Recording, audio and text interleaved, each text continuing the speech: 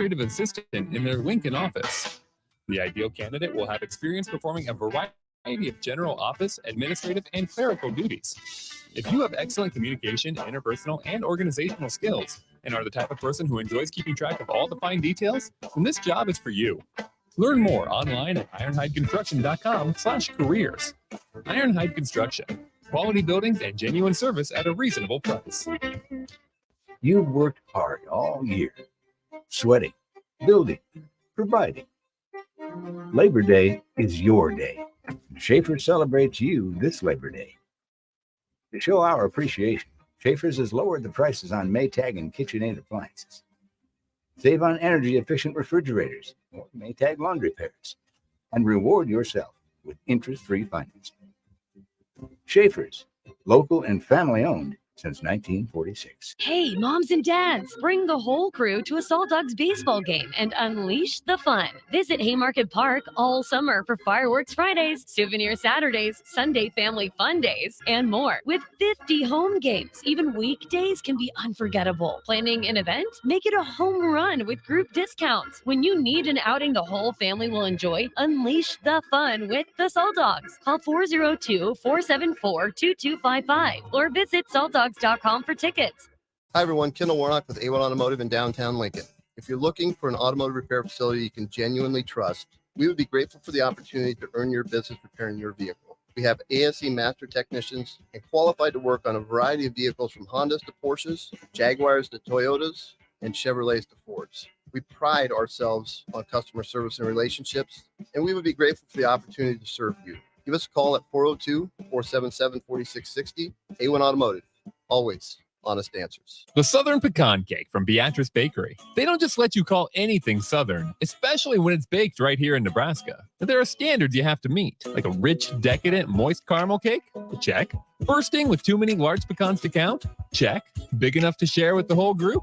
Check. But delicious enough that you won't want to share? A big check on that one. The Southern Pecan Cake, the newest cake to the Beatrice Bakery lineup. Try it for yourself at Beatrice Bakery. Online at beatricebakery.com. Welcome to our world of yum. Sandhills Global is hiring. Check out sandhills.jobs for more information. Sandhills is looking to fill hundreds of new openings in sales, traveling support, software development, web design, and more. Sandhills has a professional culture and is fast-paced with a focus on growth, innovation, and leading-edge technologies. Career and internship opportunities are available at our global headquarters in Lincoln, Nebraska. Apply today at sandhills.jobs. College football in Lincoln, America. The time has come. Start your game day off right with the A1 Automotive Ticket Tailgate pregame show. Join the ticket crew as they bring you all the coverage you need to get you ready for the action. It's the A1 Automotive Ticket Tailgate pregame show, powered by Sunbelt Rentals. Ben Bleicher with Professional Realty Group of BHHS Ambassador. Select Plumbing, Jimmy John's, Lincoln Wall-to-Wall Wine and Spirits, Fleet Beef, Yours Cheese Spread on 93.7 The Ticket and theticketfm.com. This is Bud Seinhorst, President and CEO of LIBA, the Lincoln Independent Business Association. Join us every Saturday from 9 to 10 a.m. on 93.7 The Ticket for the LIBA Business Hour, as we discuss local business and highlight those who are thriving in the Lincoln area. It's the LIBA Business Hour, Saturdays from 9 to 10 a.m. on 93.7 The Ticket and theticketfm.com.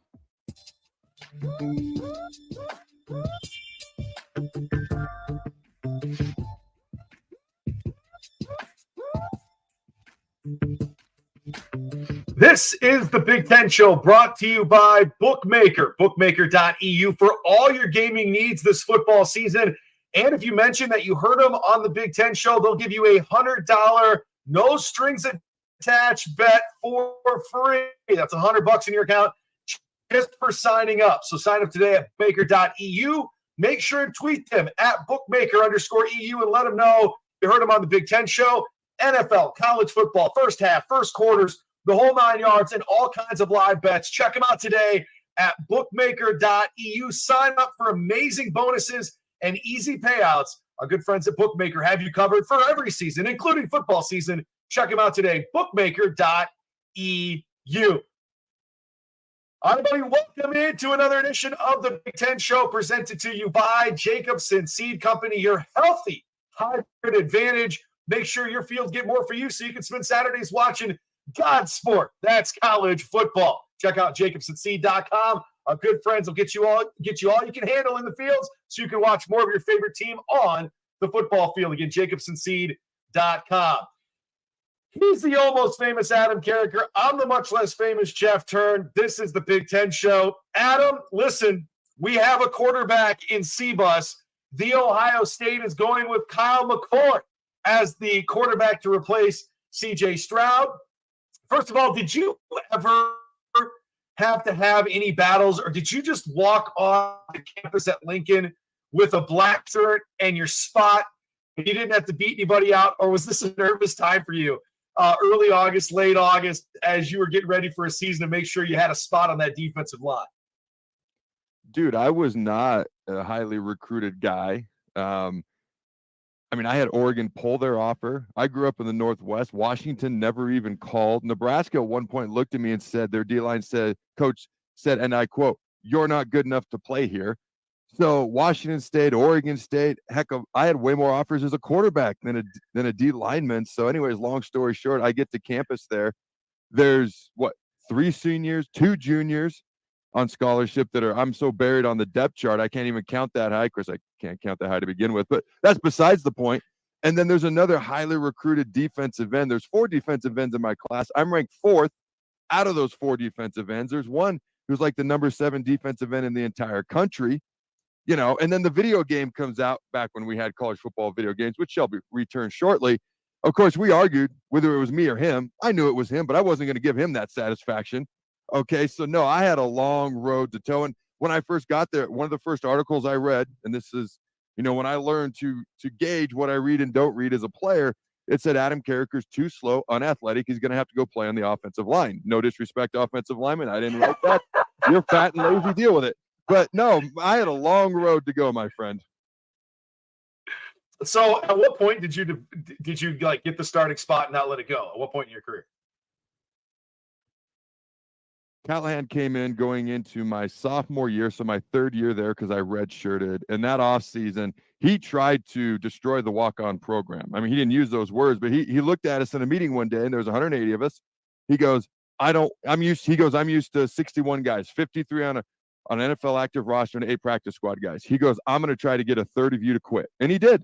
He put us through what was known as the 2 weeks of hell, the off season from hell. And by the time the season rolled around, there was about only 120 players left. And going into that first game, I had earned the starting spot. Now I got hurt right away and I didn't play as much that season as I would have liked. I would have said I really locked it down going into my junior year.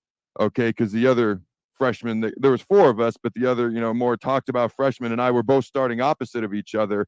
And there was separation between us and the guys behind us, I should say. But up until then, it was a war. And even then, I never knew, maybe somebody would pop up, somebody would take it. I played every day. Like, I wasn't getting paid, obviously a scholarship, but not NIL money, but I played every day. I practiced every day. Like my job was on the line. Cause that's how I felt. Who was the other defensive lineman that was opposite of you at that time? Jay Moore. Okay. All right. Pretty good. He could play some ball. Not like Adam Carriker, though. Do you even know who he is? Do you realistically know who he is? Yes. Good. Listen, okay. dude. All right. So I grew up in Husker country, all right? And I had to fight every day to make sure they knew that the U was the greatest university in this area, even though we were in South Dakota, not South Beach, right? So I just had to make sure everyone was there. Okay, so I just want to make sure everybody knew this week, big news out of Ohio State. They got the quarterback, Kyle McCord. Will be the guy, but it seemed like it was a tight battle, so if he falters at all, they may go back in a different direction. Now, this week on the Big Ten Show, we're going to do a couple of things. We're going to talk about NIL money in a second because crazy amounts of NIL money going throughout college athletics, specifically to football players. And we're going to unveil our preseason power rankings. Now, every week we'll update these in some form. We went extensive. Like Adam and I did our homework. We got the Big Ten East, we got the Big Ten West, and we got our 1 through 14 rankings. Adam says there's only 3 teams, though, that can make the college football playoff. I think there's 4, which we will unveil after we get through our power rankings. But Adam, I think we should go ahead. Feel free. Well, technically there's 14. I'm just saying with a realistic shot, I see 3. Okay. Technically there's 14. Not to nitpick you there. True. That's fine. Technically there is. Technically I can buy a lottery ticket and have a chance to win. But Rutgers ain't got no shot in hell of winning the Big Ten, all right? So Rutgers is the lottery ticket. Nobody needs Northwestern, Rutgers, hell, Indiana. Okay, like you guys play football like everybody else, but you have no shot in hell. Sorry, of winning. Yeah, maybe basketball. All right, for Indiana. That's about it. All right, so let's do it this way, man. Let's go 14 through 1, and then we'll break it down into divisions if that works for you. Okay. How about you go 14 through 8? I'll do the same. Then we'll do 7 through 1, and then we'll do division. So fire away. What do you got 14 through 8? All right. I have Northwestern, and my only note next to them is, will they be the worst Power 5 program 2 years from now? Okay. At 13, I have Rutgers, and I have not a Power 5 roster overall. They got a couple of nice pieces, but that's really it. At, let me see. I have 12 Indiana comes after next. 13. I have 13 written down here twice and no 11. That's what I ran into. I was like, crap, which one did I mean? I have Indiana next at 12. Thank you for the math lesson. No problem. And I literally wrote, looking forward to basketball season. Next up is Purdue. Now, here's where it gets a little bit more positive, okay? They have a great new head coach, Ryan Walters, one of the fastest rising coaches in the country. They were obviously just in the Big Ten title game last year, but they lost a lot of pieces. New coach, changing some things, and they have probably the most brutal schedule in the entire country. Okay, so that's a major reason I have them a little bit lower. All right, next is good old Michigan State. And I put a question mark here. Like, is this the year Mel Tucker finally helps this program take off, or is this the year he gets fired despite the crazy buyout? All right, next up, and this might not make some people happy, it might surprise some people, but I have Minnesota. Okay, there was a time this offseason when I felt pretty good about Minnesota. Okay, but they got a new quarterback who threw more interceptions than touchdowns last year. They have a running back by committee approach, which means nobody has stood out. They have a revamped offensive line with 3 new starters. Their wide receivers and tight end, very, very good. Okay, their defensive line was great at stopping the run a year ago, bad at rushing the passer. And in their back 7, in their linebacking core, they have nearly 1,200 snaps worth of experience that have left out the door. And in their back 4, 1,800 snaps. So about 3,000 snaps worth of experience in their back 7 are no longer there. Now, they do have all Big Ten returning safety, okay, who's going to be the best defensive player, one of the best in the Big Ten, but who's going to play around him? Okay, they had people retire, transfer, go to the NFL, and they did bring in some guys in their own right, to be fair. I'm not as high on them as I once was. Okay, I have, and then I'm supposed to stop at 8 per my boss, aka so Jeff who's your Thurn. 8? Yes. I have Illinois, and you could argue maybe Illinois should be a little bit higher. Okay, great defense last year. Number 1 in the nation statistically at one point, finished very strong nonetheless, ran the ball well, very well coached. Did they catch lightning in a bottle, though? Can they do it again? At the end of the year, they had a shot to go to the Big Ten title game, and they crapped the bed. Okay, so I just have my doubts whether they can do it again, just a little bit. And if they did it again, I wouldn't be shocked. All right, but I just have some skepticism there. I will tell you this. After hearing you break down Minnesota, I can tell somebody's been studying for that Nebraska-Minnesota game this week. Oh, yeah. You're spitting off stats left and right on me, man. Yeah, that's right, man. This guy's been ready for this Nebraska-Minnesota game this week. So, first of all, I think at Northwestern, I have them at 14. I have Rutgers at 13. I have Indiana at 12. All 3 of those coaches, and one because they're on an interim basis, the other 2 because they've struggled some as of late, all are on the hot seat, I think. So there comes with that added pressure. You start to lose a few games. Maybe you start to lose the locker room. Just going from a philosophical standpoint, not even X's and O's on this. But you're right about the Rutgers roster. You're right about the Northwestern roster. Indiana, man, what a season it was. Mike Woodson getting paid now as the basketball head coach. But I think that the sunnier days have been in the past for the current regime at Indiana. And I think that you start to look at that schedule and you go through who they have to play. You do the win-loss game, even if it's just paper champions, it doesn't feel like they're going to win a lot of football games there. And there may be ultimately a change there at head coach. At number 11, you had him at number 10, but I have Michigan State. I'm not a believer in Mel Tucker. You speak about lightning in the bottle. I think year one, that's what it was. Everything sort of fell into place for them. Your quarterback transfers out in Peyton Thurn. Now you got a guy in here that a lot of people believe who was an understudy there to Thurn, can do some things with the passing game. Came in as a guy that had a lot of dual threat ability at quarterback. So they're going to have to go as far as the quarterback takes them. Typically an offense that relies on the rushing game. But I think this year they're going to have to air it out a lot to stay in games. Maybe the Michigan State defense isn't what it was a handful of years ago. I have them at number 11. The team that you had 11, I have at 10. I think you can flip-flop Purdue there with Michigan State. I think you're going to see Ryan Walters really get that defense better and playing better football, because if they could have played better football in that Big Ten championship game, it would have been a little bit closer. They had a really good offense a year ago, but I would put Purdue at number 10. At number 9, I have Illinois. More so back, yeah. Not so fast, my friend. I have Illinois. I have Illinois at number 9. I think the schedule gets the best of them, and I think some of the teams that a year ago they would have beat are better this year, and that's why I just kind of went off of wins and losses more so than, I mean, they lost a stud at cornerback, with tops in the NFL draft. Really was locked down, so I think they're going to have a little bit trouble defending the pass, but we'll see. I mean, they got a dude on the outside that can get to the quarterback as well as anybody. And then at number 8, I have Nebraska. I think Nebraska is a 6-6 team this year that could get to 7-5 or fall to 5-7. And if they got to 8, damn, I think Matt Rule would be ecstatic that that's where they were at year one, all things considered. But I think they can get to a bowl game this year, and really that's a step in the right direction.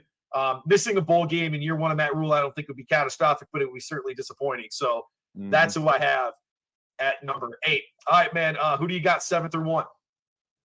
Well, just to revisit Purdue real quick, I think they're actually going to be a pretty good football team, but that schedule is just murderer's row. Brutal. You take the schedule out of it, I have them up a little bit higher, but that unfortunately I had to drop them because of it.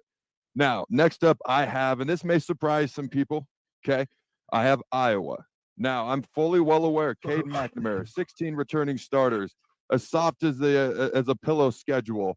I think that contract with Baby Ferentz, okay, what are you doing? Just chill, okay? Go take a chill pill, all right, and a shower pill while you're at it. So here's the deal. I think that contract, if I have to get so many points and I have to do this and I have to do that, desperate men do stupid things. I think he's going to stray from what has worked for them for so long. Okay. I think he's going to get desperate. I think he's going to do things that he shouldn't. And I think there's going to be I'm not going to say he's going to go off the deep end, but I think there's going to be a little bit of an identity crisis. I think there's going to be a short leash. I think daddy ball is going to be an issue. Okay. Because I think they're a much better team than this. I'm saying 25 points a game is going to be a much bigger problem when a man's trying to save his job than people realize. Who do you got at number 6?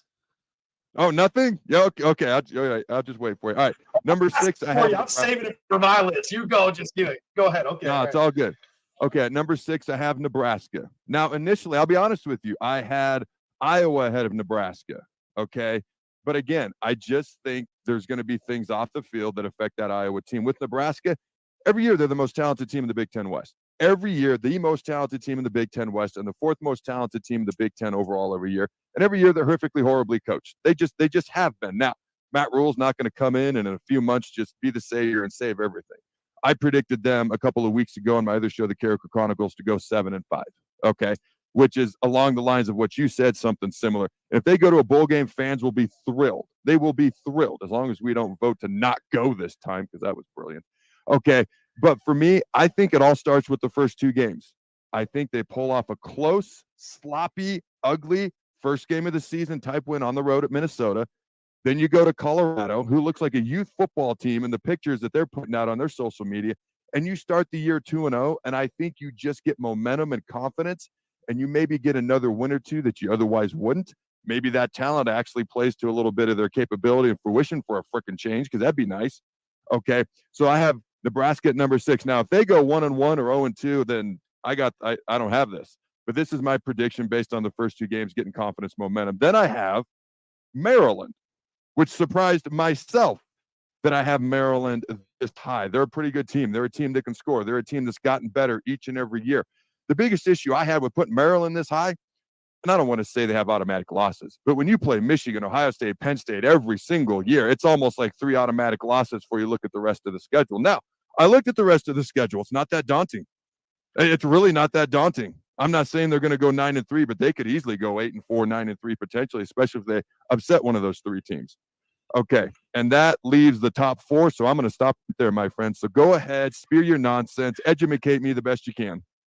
All right, man. So at number 7, I have Maryland, and I think, Purdue, Illinois, Nebraska, Maryland, I think probably is more of a 7 or 8 win team, but there's a big group there. I think you could kind of go, Michigan State, there. That's where the cutoff is. Michigan State, Indiana, Rutgers, Northwestern. Then I think there's the next group of teams, which include those ones that I just mentioned. So I have Maryland at number 7. You had them at 5. At number 6, I have Wisconsin.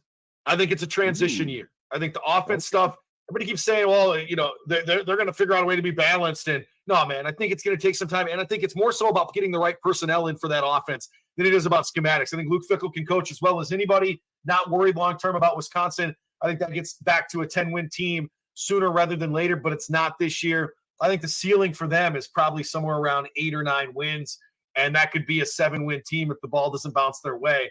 And so I'm going to go Maryland at 7, Wisconsin at 6. Minnesota, how the hell you got them at 8? Hell, I wanted to put them. I tell you what, I might roll that boat. I explained it earlier how I have them at 8. I laid it out very clearly why they're at 8. Go ahead, though. Yes, stats are for nerds, all right? Give me the team on the field, all right? The analytics, we'll take that and put it in your pocket square, okay? I'm going to take Minnesota at number 5. Listen, I love their schedule. In PJ Fleck, I trust. I think that this is a team that has a ceiling of 10 wins. And when we talked to Mike Grimm, voice of the Gophers, earlier this offseason, I loved what he was selling to me on the ball bouncing the right way for them. When you lose Mo, you got to figure out something with that running game because he was so dynamic. But I got them at number 5. All right, let's go every other here at 4. Who do you got at 4? So your argument is I don't want to pay attention to facts. We're just going to get lucky with the ball bouncing our way, okay? And I'm just going to say whatever I want. You sound like an uneducated, ignorant person who's just going off emotions. Typical Miami fan. All right, here we go. At number 4, I have Wisconsin. And I'm not going to lie to you. I'm not uber confident in anybody from the West at all. Iowa could easily be the big team from the West. They're clearly your 4th team in, by the way. You got duped at hoodwinked by our guest last week, but I'll let you get into that. Okay, Wisconsin has an easy schedule. Iowa has an easy schedule, but Wisconsin has an easy schedule. And yeah, there's maybe they transition year with the offense, but here's what I know. They do have a good football coach. He's not walking into a cupboard as Bears situation.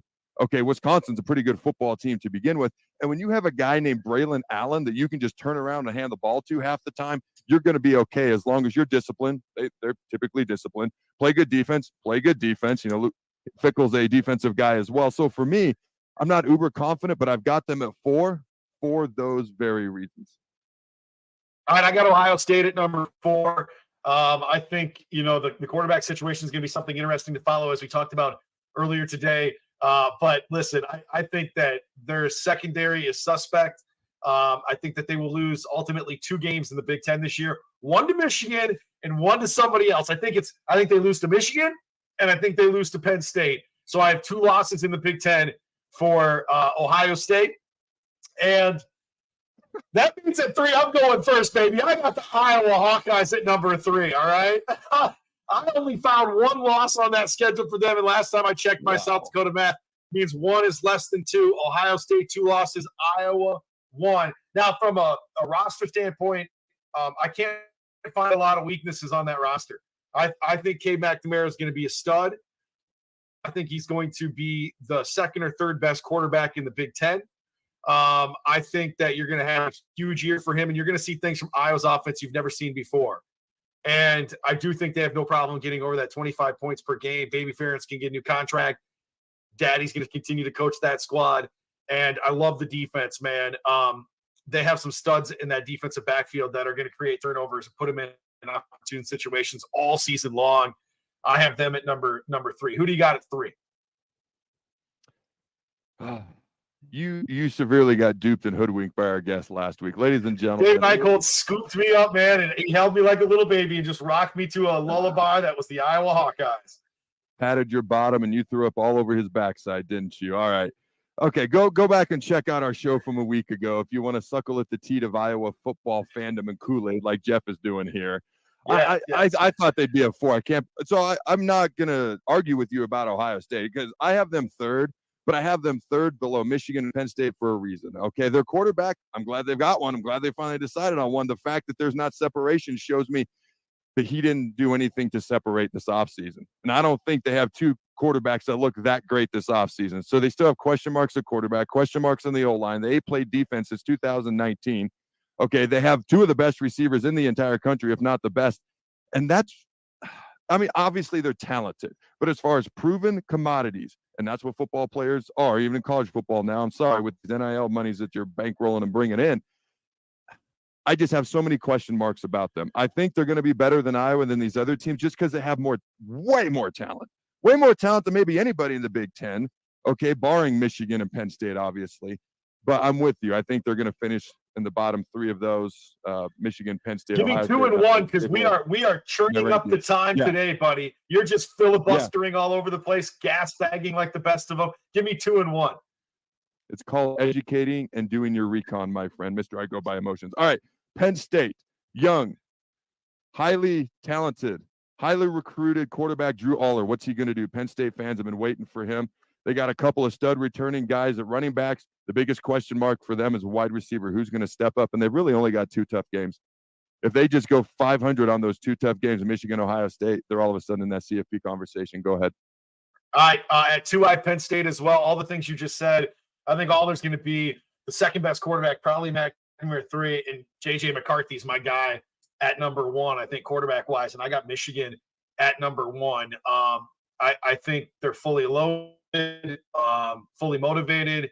I still think Michigan loses 1 game this season before they get to the college football playoff, but I do believe they ultimately get there. So I still think they lose 1 game. I have them at 1. It wouldn't surprise me if they lose 1 game. I just don't think it's going to be to the 2 other teams that matter the most. I'm with you. J.J. McCarthy, Blake Corum, Donovan Envers, 2 of the best running backs in the entire country. One of the best offensive lines. They've won the best offensive line award 2 years in a row. Solid defense. They play bully ball. They're going to be hard to beat in the Big Ten. Yeah, they absolutely are. I'm going to throw an audible. We're going to do a special Big Ten show all about NIL money that'll post up later this week. But instead, we're going to quickly go through our West and East power rankings. I got Michigan 1, Penn State 2, Ohio State 3, Maryland 4, Michigan State 5, Indiana 6, Rutgers 7 on the East and on the West side. I have Northwestern at 7, Purdue at 6, Illinois at 5, Nebraska at 4, Wisconsin at 3, Minnesota at 2, and Iowa at 1. Run yours down as well, Adam.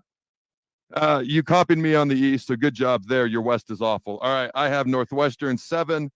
Okay, Purdue 6. I have Minnesota 5, Illinois 4, Iowa 3, Nebraska 2, Wisconsin 1. There's no way in hell Nebraska can be number 2. And by the way, my major audible, Big Ten title game, that's where Michigan loses. Iowa is your Big Ten champion this year. Chew on that as we get ready. Can I fire you from the show? I mean, we got to have some sort of credibility here at some point, man. What are you doing? No, there's no, we lost it. Iowa, baby. Michigan winning. All right. Go ahead. All right, man. As another page has turned here on the Big Ten Show, thank you to Jacobson Seed Company for making this all possible. Check them out. Your healthy hybrid advantage. Corn, soybeans, jacobsonseed.com. All right, everybody. Until next week, be well, y'all. What would you tell a friend who was on the fence about going to Limitless Mail?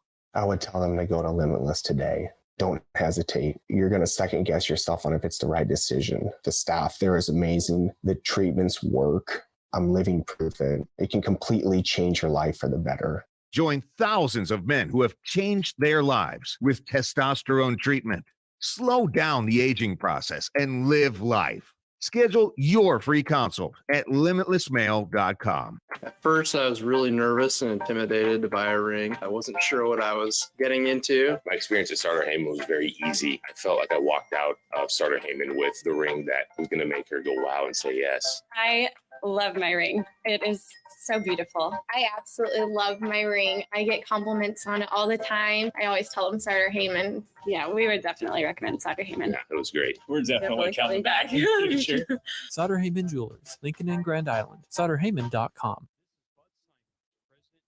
Of LIBA, the Lincoln Independent Business Association. Join us every Saturday from 9 to 10 a.m. on 93.7 The Ticket for the LIBA Business Hour, as we discuss local business and highlight those who are thriving in the Lincoln area. It's the LIBA Business Hour, Saturdays from 9 to 10 a.m. on 93.7 The Ticket and theticketfm.com. Hi, everyone. Kendall Warnock with A1 Automotive in downtown Lincoln. If you're looking for an automotive repair facility you can genuinely trust, we would be grateful for the opportunity to earn your business repairing your vehicle. We have ASE master technicians and qualified to work on a variety of vehicles from Hondas to Porsches, Jaguars to Toyotas, and Chevrolets to Fords. We pride ourselves on customer service and relationships, and we would be grateful for the opportunity to serve you. Give us a call at 402-477-4660. A1 Automotive, always honest answers. Ironhide Construction has an immediate opening for an administrative assistant in their Lincoln office. The ideal candidate will have experience performing a variety of general office, administrative, and clerical duties. If you have excellent communication, interpersonal, and organizational skills, and are the type of person who enjoys keeping track of all the fine details, then this job is for you. Learn more online at ironhideconstruction.com/careers. Ironhide Construction. Quality buildings and genuine service at a reasonable price. You finally finished your man cave in the basement. Brand new furniture, huge TV, and all of your collector's items. You're ready for football season. You were so excited until